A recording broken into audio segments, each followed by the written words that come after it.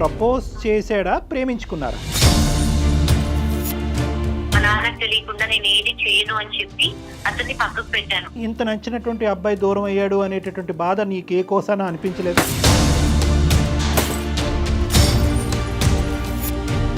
ప్రేమగా నటించాడా, నిజంగా ప్రేమించేవాడా? చెప్పేశాను డాక్టర్ ప్రతిదీ.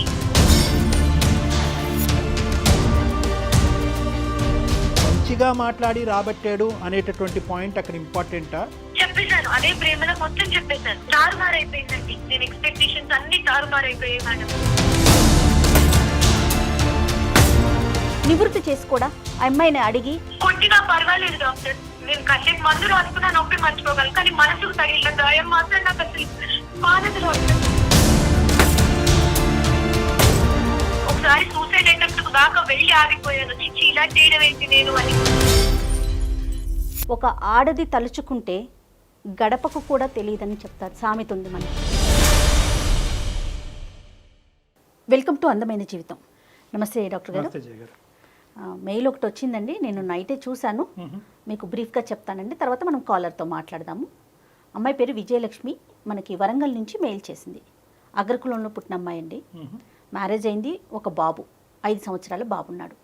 ఒక సెన్సిటివ్ విషయం కళ్యాణ్ గారు, అంటే ఇలాంటి విషయాలకు కూడా సమస్యలు వస్తున్నాయా అనే విషయం నాకు అనిపించింది అనమాట. సో డెఫినెట్గా ఒకసారి మనం ఆమెతో మాట్లాడదామండి. బ్రీఫ్గా నేను చెప్పాను, మిగతాదంతా తన మాట ద్వారా విందాం మనం. తప్పకుండా కాల్ చేయండి ప్లీజ్.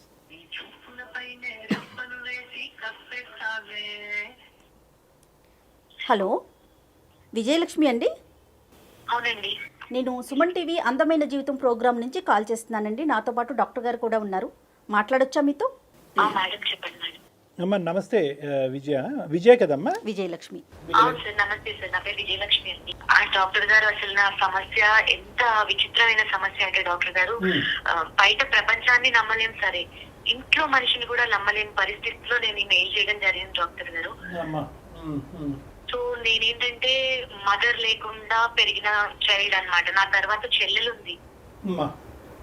మా డాడీ నానమ్మ అండర్ లో నేను పెరిగాను. నేను చిన్నప్పుడే, నాకు 7-8 years ఉన్నప్పుడే మమ్మీ డాడీ సమ్ డిస్ప్యూట్స్ తో వాళ్ళు దూరం అయిపోయారు. అప్పటి నుంచి డాడీ దేంతో దూరం అయ్యారు? వాళ్ళకి ఇంకా క్లాషెస్, వాళ్ళ మధ్యనే సరిగ్గా మ్యూచువల్ గా సరిగ్గా లేక క్లాషెస్ వచ్చి దూరం ఉంటున్నారు వాళ్ళు. ఓకేనమ్మా, విడిపోలేదు అంటే డైవర్స్ అవ్వలేదు కానీ దూరంగా ఉంటుంది. అఫీషియల్ డైవర్స్ అవ్వలేదు డాక్టర్.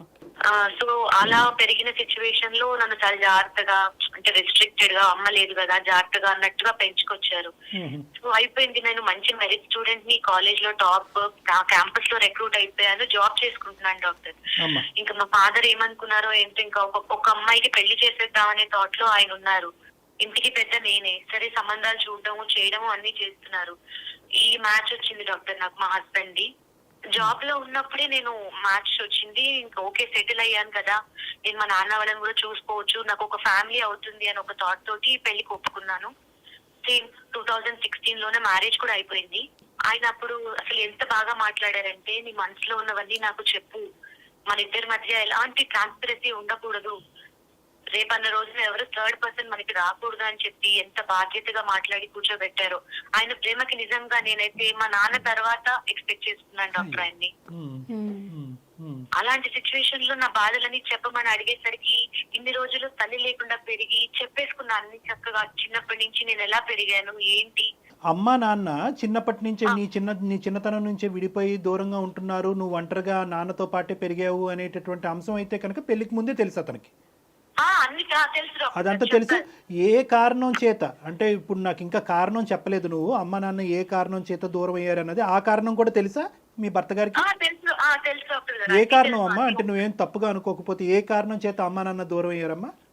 అంటే మా అమ్మగారు కొంచెం డిఫరెంట్ బిహేవ్ చేయడము, అంటే వర్కింగ్ ఉమెన్ ఆవిడ ఇష్టం ఉన్నట్టుగా చేసేయడము, చెప్పింది వినకపోవడము, మా ఫాదర్ కి కొంచెం రఫ్ గా బిహేవ్ చేయడం. ఎందుకంటే మగవాళ్ళు కొంచెం లిమిట్ లో ఉంటేనే వాళ్ళు యాక్సెప్ట్ చేస్తారు అనే ఎందుగా ఉంటుంది కదా, అలా ఉండకుండా ఆవిడ ఇష్ట ప్రకారంగా ఉండడం వల్ల మా నాన్నకు కూడా నచ్చలేదు. నువ్వు ఇలా ఉండద్దు అని చెప్పి చూశారు.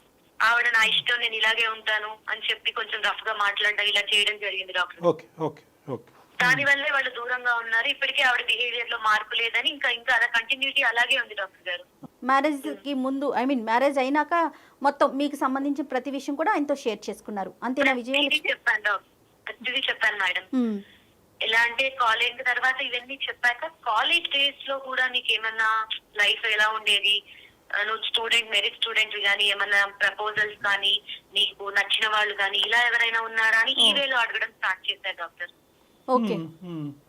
నేను దానికి కూడా చెప్పాను. అంటే నాకు ఒక అతను వచ్చి ప్రపోజ్ చేశాడండి, అతనికి నేనంటే ఇష్టమని చెప్పాడు, పెళ్లి చేసుకుంటానని చెప్పాడు.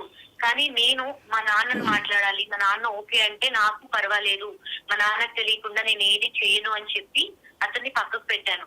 అతను వచ్చి మా నాన్నతో మాట్లాడడం జరిగింది. మా నాన్నగారు ఒప్పుకోలేదండి దానికి. ప్రపోజ్ చేశాడా, ప్రేమించుకున్నారా?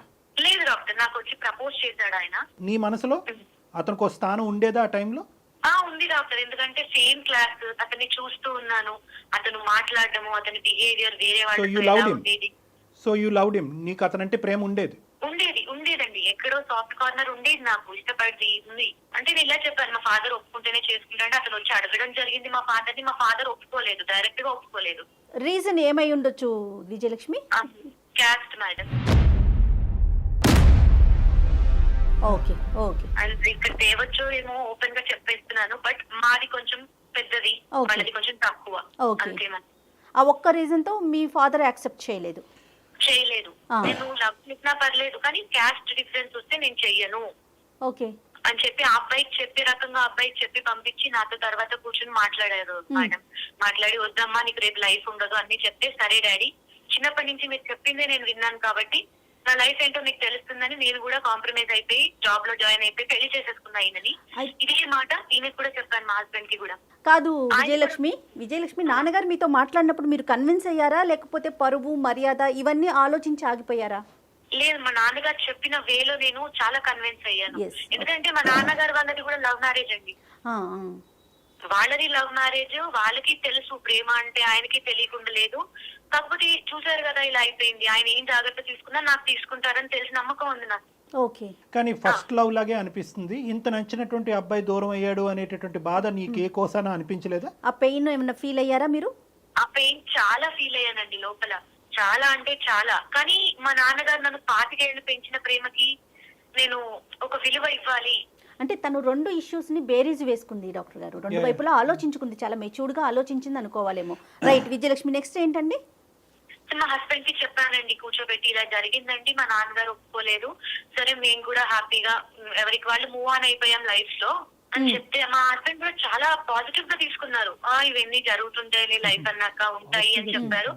అసలు నేనైతే చాలా హ్యాపీ అయ్యాను. అమ్మయ్య, నా లైఫ్ లో మా హస్బెండ్ కి తెలియని విషయం అంటూ ఏం లేదు, ఇంకా నా లైఫ్ చాలా బాగుంటుంది, ఫాదర్ తర్వాత ప్రేమగా చూసుకునే హస్బెండ్ దొరికాడు అని ఒక హోప్ తో వచ్చేసింది మొత్తం లైఫ్. కాదు విజయలక్ష్మి, మీకు మ్యారేజ్ అయిపోయిన తర్వాత ముందతను మళ్ళీ ట్రై చేయటం కానీ మీతో మాట్లాడే ప్రయత్నం చేయటం కానీ అలా ఏం జరగలేదు? కాంటాక్ట్ లో ఉన్నావా? లేదండి, నేను అసలు కాంటాక్ట్ లో లేనండి అతనితో. నార్మల్ గా ఫేస్బుక్ లో అతను ఉండడము, ఫ్రెండ్స్ లిస్ట్ లో అన్ని ఉంటాయి. కాకపోతే నేను అతన్ని కాంటాక్ట్ చేయడం, అతను నన్ను కాంటాక్ట్ చేయడం అనేది ఇప్పటిదాకా జరగలేదండి. మంచిగా మాట్లాడి రాబట్టాడు అనేటటువంటి పాయింట్ అక్కడ ఇంపార్టెంటా, లేదంటే నువ్వు ఎలాగన్నా చెప్పిండే? ఎగ్జాక్ట్లీ డాక్టర్ గారు చెప్పేశాను డాక్టర్ ప్రతిదీ. ఆయన కూడా రిసీవ్ చాలా బాగా చేసుకున్నారు. ప్రేమగా నటించాడా, నిజంగా ప్రేమించేవాడా? స్టార్టింగ్ లో నిజంగా ఆ టైంలో ప్రేమించేవారండి. రైట్. సో ప్రేమ ఉంది, ప్రేమ లేకపోవటం అప్పటిదాకా ప్రేమ ఉందని నేను కూడా అనుకున్నాను డాక్టర్. రైట్. చెప్పేశాను, అదే ప్రేమలో మొత్తం చెప్పేశాను. Okay, with in few days లో మొత్తం ఎక్స్ప్రెస్ చేశారు. తారుమారైపోయిందండి, నేను ఎక్స్పెక్టేషన్స్ అన్ని తారుమారైపోయాయి మేడం. 4 years బాబండి నాకు. అసలు ప్రతి వాక్ ఆఫ్ లైఫ్ లో నన్ను అనుమానిస్తున్నాడండి. ప్రతి వాక్ ఆఫ్ లైఫ్. పొద్దున పాలవాడు వచ్చి వాడితో మాట్లాడినా కూడా అసలు ఏంటి అంతసేపు మాట్లాడతావేంటి, ఇలా మాట్లాడతాం. పేపర్ వాడు వస్తే వాడితో మాట్లాడతాం.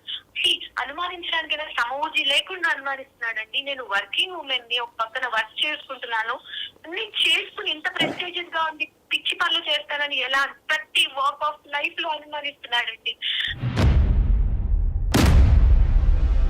అది ఇష్యూ అవ్వటం, మరి ఇద్దరు ఒకరికొకరు మాట్లాడుకోవటం జరుగుతూ ఉంటుందా విజయలక్ష్మి? దాని గురించి నేను చాలా సార్లు ఆయన్ని కన్విన్స్ చేసి అలా కాదండి జరిగింది చెప్పాను తప్ప నా లైఫ్ లో అలా ఉండదు, you are my life and complete గా నేను మీకే, అలా నా లైఫ్ లో ఏం లేదని కూడా కన్విన్స్ చేయడానికి చెప్పడానికి కూడా చూసాను రావు మేడం.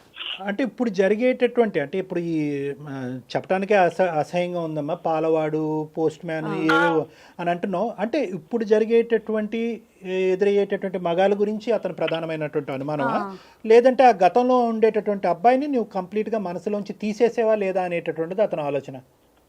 అలా పోయి నన్ను ఓపెన్ గా అడగాలి కదా డాక్టర్. ఇప్పుడు నీకు లైఫ్ లో జరిగే ఏమన్నా ఉన్నాయా, క్లీన్ హ్యాపీగా ఉన్నావా మొత్తం నాతో అని చెప్పి ఆయన స్పేర్ చేసి టైం మాట్లాడాలి డాక్టర్. అలా కూడా మాట్లాడరు ఆయన నాతో. He doesn't give a chance for communication. ఓకేనమ్మా. అలా కూడా మాట్లాడరు. ఇంకా నన్ను చాలా వెక్స్ అయిపోయారు. ఇప్పుడు నాకు 4 years బాబు డాక్టర్. అతను కూడా అబ్బాయి. రేపన్న రోజున నా నెక్స్ట్ జనరేషన్ బాధపడకూడదు, ఇలా నాలాగా సఫర్ అవ్వకూడదు, వాడు వాళ్ళ నాన్నని చూసి నేర్చుకోడు అని గ్యారెంటీ ఏంటి? నాన్నగారితో మాట్లాడేవమ్మా? నీకు ఇష్టమైనటువంటి వ్యక్తి నాన్నగారితో నీ బాధను చెప్పుకున్నావా? విషయం అక్కడి వరకు వెళ్ళిందా? ఒప్పుకోరు, రానివ్వరు ఎవరిని. మా నాన్నతో మాట్లాడొద్దని చెప్పి రూల్స్ పాస్ చేస్తారు. ఇది ఇలా ఉంది డాక్టర్ గారు నా పరిస్థితి. అంటే మీ ఫాదర్తో కానీ సిస్టర్తో కానీ అంటే మీ ఫ్యామిలీతో మీకు ఇంకా రిలేషన్ లేదా విజయలక్ష్మి? లేదు మేడం, 2 years అయింది. కట్ చేసేసాడు మేడం, ఆయన కట్ చేసేసాడు. సరేనండి, అంటే డైరెక్ట్గా రిలేషన్ లేదు. మీరు ఒక ఎంప్లాయీ బయటకు వెళ్తారు కదా, బయట ఎక్కడైనా కలిసే ప్రయత్నం కానీ ఈ 2 yearsలో ఎప్పుడైనా మీరు కలిసి మీకు జరిగిన ఈ పెయిన్ని నాన్న ముందు ఏమన్నా డిస్కస్ చేశారా, పోనీ సిస్టర్తో కానీ? లేదండి, నాన్న ముందు డిస్కస్ చేసే ఛాన్స్ నాకు ఇవ్వలేదు. నేను బయటికి వెళ్తాను కానీ రాగానే నా ఫోన్ చూడడం, ఇలాంటివి అనుమానం అంటే ఇక్కడ నుంచి కదా మేడం. నా ఫోన్ చూడడం, నేను ఎవరితో మాట్లాడానని చూడడం, ఇవన్నీ చేసి నేను ఆల్రెడీ ఫోన్ రాగానే ఆయనకే ఇచ్చేస్తాను మేడం. ఎందుకంటే ఇలా మాట్లాడుతున్నారు కదా, కొంచెం నమ్మకం క్రియేట్ చేయాలి. నేను కరెక్ట్ గా ఉంటేనే ఆయనకి నమ్మకం క్రియేట్ అవుతుంది అని ఒక ఆలోచనతో నేను వాళ్ళతో కనీసం మాట్లాడడానికి కూడా ట్రై చేయలేదు. నాలో మార్పు ఉంటుందంటే ఆయన మారుతాడనే చిన్న ఆశతో వెయిట్ చేస్తున్నానండి. మాటల టార్చర్ వరకేనా లేదంటే చేతలు? అసలు అక్కర్లేదు, మాటలు చాలా మనసులో ఎలా గుచ్చుకుంటాయంటే ఆయన మాట్లాడే మాటలు చిన్న చిన్న మాటలు. అసలు చివరికి ఎవరన్నా అవనేది, అసలు వాడెవరు అని కూడా మాటలతో హింసిస్తున్నాడు అతను. కొట్టినా పర్వాలేదు డాక్టర్, నేను కాసేపు మందు రాసుకున్నా నొప్పి మర్చిపోగలను, కానీ మనసుకు తగిలిన గాయం మాత్రం నాకు అసలు మానదు డాక్టర్. విజయలక్ష్మి, వాళ్ళ పేరెంట్స్ ఏంటండి? అతని మీ హస్బెండ్ వాళ్ళ పేరెంట్స్ ఉన్నారా? వాళ్ళకి తెలుసా ఈ విషయాలన్నీ? అసలు వాళ్ళు నాతో సరిగ్గా ఉండరు. వాళ్ళు కూడా వాళ్ళ తమ్ముడికే సపోర్ట్ చేస్తారు మేడం. ప్రతిదీ ముద్దుల తమ్ముడు అన్నంత ఇది కావాలి, ప్రతిదీ వాళ్ళకి. ఇంకా ఎక్కువ కావాలంటే నా మీద కల్పించి చెప్తారు. ఇంకా ఏమైనా చెప్పడానికి ఛాన్స్ ఉంది. ఎలాంటి సలహా కోసం మమ్మల్ని మెయిల్ పెట్టారు విజయలక్ష్మి? మీరు ఏమి ఎక్స్పెక్ట్ చేస్తున్నారు? మేడం నేనైతే మెంటల్ గా చాలా ఫిక్స్ అయిపోయాను. అసలు నా పొద్దుతను ఇంకా నేను వెళ్ళిపోనా అని ఒక వైపు ఉన్నప్పటికీ అతని మీద ప్రేమ నన్ను ఆపేస్తుంది. నాకు చాలా ఇష్టం ఆయనంటే. నాన్న తర్వాత అంత ప్రేమని ఈయనకే పంచాలి అనే మైండ్ సెట్ తో వచ్చిన మనిషిని నేను. వెళ్ళిపోదాం అనిపించి 2 times నేను యాక్చువల్గా వెళ్ళిపోదాం అనుకుని ఆగిపోయాను. ఒకసారి సూసైడ్ అటెంప్ట్ దాకా వెళ్ళి ఆగిపోయాను. ఇప్పుడు ఇతనికి అనుమానం, అది ఎట్లా ఈ కొడుతున్నాడో తిడుతున్నాడో అంటే కొట్టేది తిట్టేది కనిపిస్తుంది, కానీ తన మాటల ద్వారా హింసిస్తున్నాడు కదా. దీన్ని కూడా ఒక రకమైన మానసిక ఇబ్బంది అనుకోవచ్చు అంటారా? ఇదంతా కూడా ఒక కండిషనల్ లవ్ అంటారమ్మా. ఈ ప్రేమలో కండిషన్స్ ఉన్నాయి. ఈ అమ్మాయిని ప్రేమ ఒకప్పుడు ఈ క్యారెక్టర్ అనేటటువంటి అంశం ఈ రోజు విజయ అతనికి చెప్పకుండా ఉంటే కనుక బహుశా ఇంకొక స్వర్గలోకం ఈ అమ్మాయి చూసి ఉంటుంది.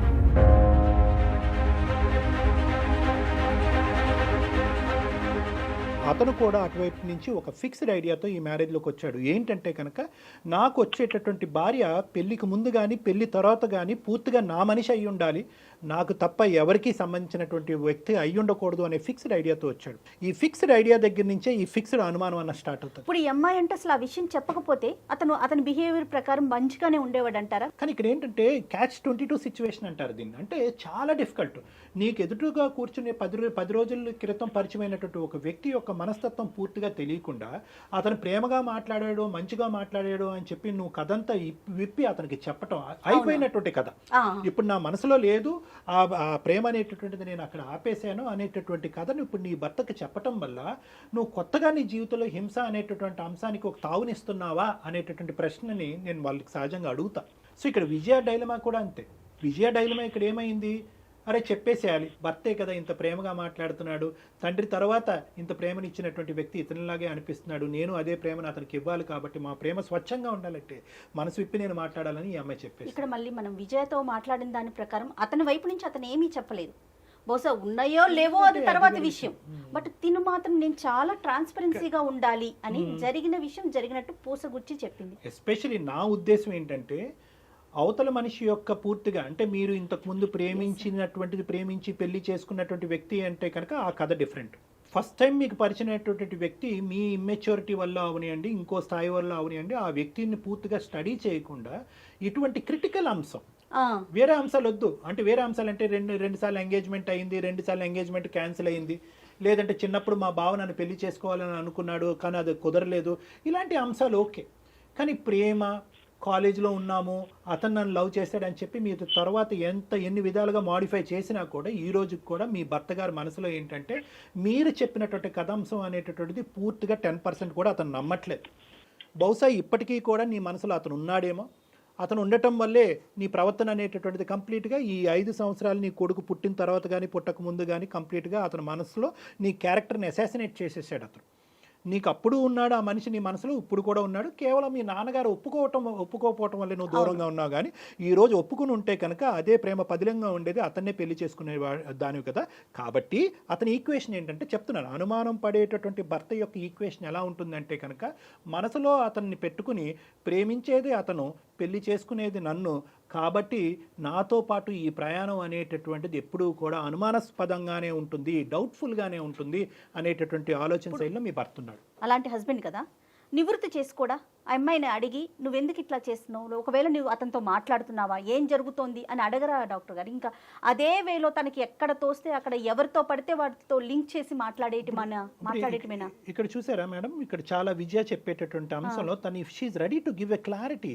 ఈ రోజుల్లో ఉండేటటువంటి ఉద్యోగం చేసుకుని బ్రాడ్ మైండెడ్గా ఉండేటటువంటి ఆడపిల్లలు నమ్మితే నన్ను నమ్ము, నేను నీ క్లారిటీ ఇచ్చేదేంటి అనేటటువంటి వాళ్ళు ఉన్నారు. పాపం ఈ అమ్మాయి ఏంటంటే ఆ పిల్లోడు గురించో, లేదంటే చేసుకున్నటువంటి పెళ్లి గురించో, లేదంటే వెనకనున్న చెల్లి గురించో, తండ్రి మీద గౌరవం గురించో, లేదంటే తల్లిదండ్రులు అలా విడిపోయారు అనేటటువంటి ఆలోచనతో ఈ రోజు కూడా అమ్మాయి she's trying her best to explain to her husband, explain చేయడానికి ప్రయత్నం చేస్తుంది.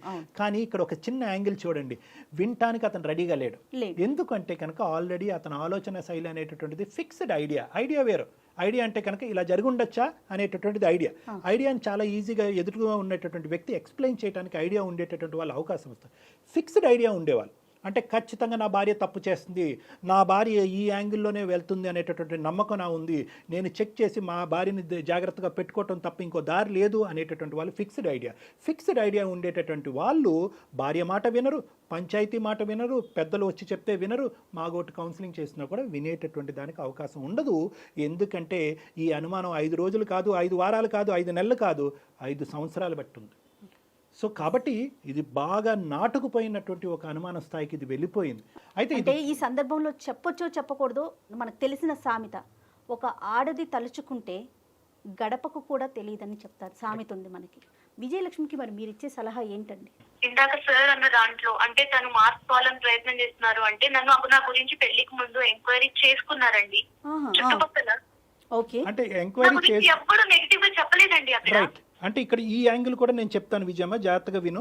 ఇంతమందిని ఎంక్వైరీ చేసినా కూడా బయటపడినటువంటి అంశం నువ్వు కొనసాగించావు అంటే కనుక ఎంత సీక్రెట్గా ఆ అబ్బాయిని ప్రేమించి ఉంటావు, ఎంతమంది కళ్ళగప్పి నువ్వు ఈ ప్రేమాయణం కొనసాగించే ఉంటావు అనే యాంగిల్లో మీ భర్త ఆలోచిస్తున్నాడు. అంటే నెగిటివ్గా థింక్ చేసేటటువంటి వ్యక్తి యొక్క మైండ్ సెట్ ఎలా ఉంటుందంటే, మీ ఇంటి చుట్టూరు 10 మందిని కాదు, మీ ఇంటి చుట్టూరు ఉండే 100 మందిని, మీ ఆఫీస్లోని మీ కాలేజీలో అందరినీ కనుక్కున్నా కూడా వాళ్ళందరూ చెప్పేటటువంటి మాట ఒక ఎత్తు, నీ నోట్లోంచి వినిపించేటటువంటి మాట ఒక ఎత్తు అనమాట. అంటే తను రిసీవ్ చేసుకోవడం తన కోణంలోనే రిసీవ్ చేసుకుంటాడు, అది మాడిఫైడ్, అది ఆల్రెడీ ఏంటంటే ఆ మౌల్డ్ అయిపోయింది ఆ బ్రెయిన్. నా భార్య నేను తప్ప ఎవరు ఉండకూడదు అనేటటువంటి మౌల్డ్ అయినటువంటి బ్రెయిన్లో అనుమానం రావడానికి 100కి 100 పాళ్ళు అవకాశం ఉంటుందమ్మా.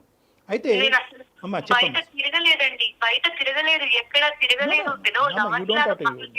అయినా కూడా ఎంత అనుభవించాల్సి వస్తుంది. మాట అతను చెప్పడం వల్ల నేను మా నాన్నను అడగండి అన్న దాని వల్ల ఎంత అనుభవిస్తున్నాను అంటే, అందరిలాగా ఎంజాయ్ చేసింది కాదు, ప్రేమ అంటే లవర్ లాగా తిరిగింది కాదు, బండ్లెక్కింది కాదు. ఎంతసేపు డాక్టర్ బర్స్ట్ అవ్వాలంటే ఎంతసేపు పడుతుంది. కానీ నాకు నా హస్బెండ్ అంటే చాలా ఇష్టం డాక్టర్. ఎందుకు?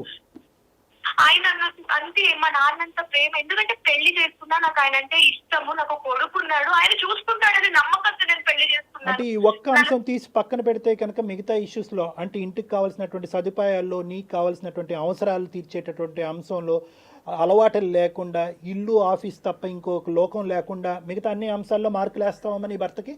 నాకు అసలు మా ఆయన విషయంలో అలా ఎలాంటి లోటు లేదండి. అనుమానం తప్ప. పోజింగ్ ఉందండి, ఆయనకి పోజింగ్ ఉంది, పోజింగ్ అలవాటు ఉంది. ఉన్నప్పుడు ఏం మాట్లాడరండి, పోస్ట్ కాన్షియస్ లో ఉన్నప్పుడే మాట్లాడతారు ఆయన మాటలది. సో తను తెలిసే మాట్లాడుతున్నారు.